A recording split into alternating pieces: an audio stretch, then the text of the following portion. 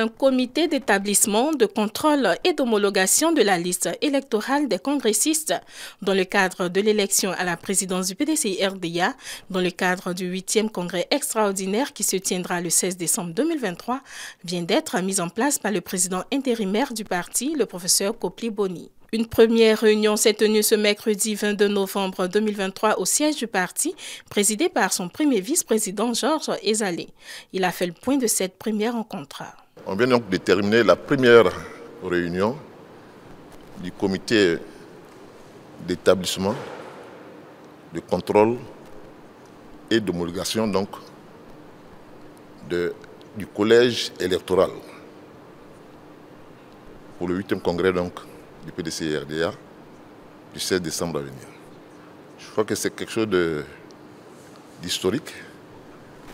Le parti, à travers son président, a voulu mettre vraiment de la transparence dans les opérations de vote qui auront lieu le 16 pour l'élection de notre président.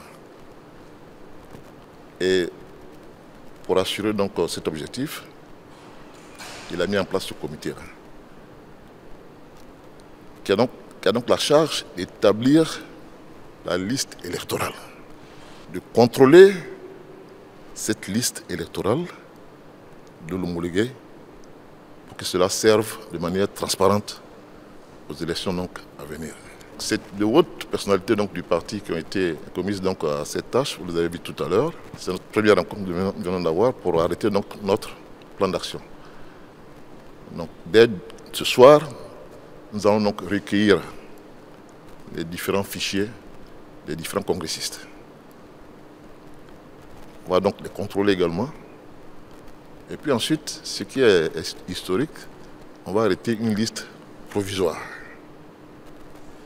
qui va être soumise à contentieux pour que ceux éventuellement qui ont des réclamations éventuellement par rapport à cette liste provisoire puissent se manifester, à partir de quoi on traitera les réclamations et on sortira une liste définitive.